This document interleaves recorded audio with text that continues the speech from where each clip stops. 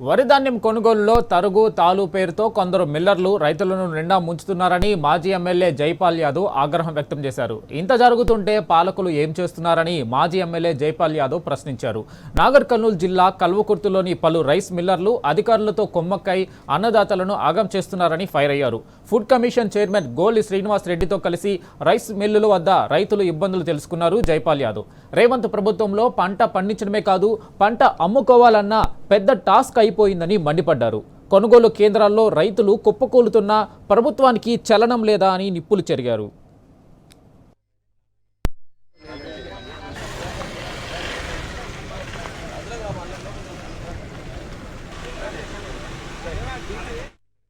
కిలోల బస్తాల మీద 5 కిలోలు 5.5 కిలోలు తరుగు తీస్తారు, 6 కిలోల వరకు తీస్తారు.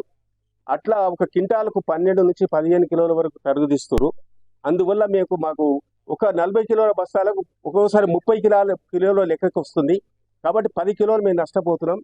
ఆ విధంగా మాకు మొత్తం కూడా చేసిన కష్టం కానీ పెట్టుబడి కానీ అన్ని కూడా మొత్తం కూడా ఇలా మిత్తికి సరిపోతాయి. రైతులు ఏ విధంగా జీవించాలని వాళ్ళు అంటారు.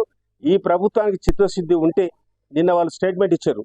మేము బస్తా తూకము ఒక 600, తర్వాత మొత్తం కలిసి 1 కిలో 200 గ్రాములే మేము తీసుకుంటామని చెప్పారు. కానీ ఇక్కడికి వస్తే 12 కిలోలు 13 కిలోలు ఒక్కొక్క క్వింటాల్కి తీస్తారు.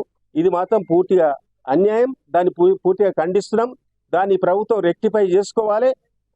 ఒక్క 40 కిలోలకు 1 కిలో 200 గ్రాములు మాత్రమే తీయాలని మేము డిమాండ్ చేస్తా ఉన్నాం.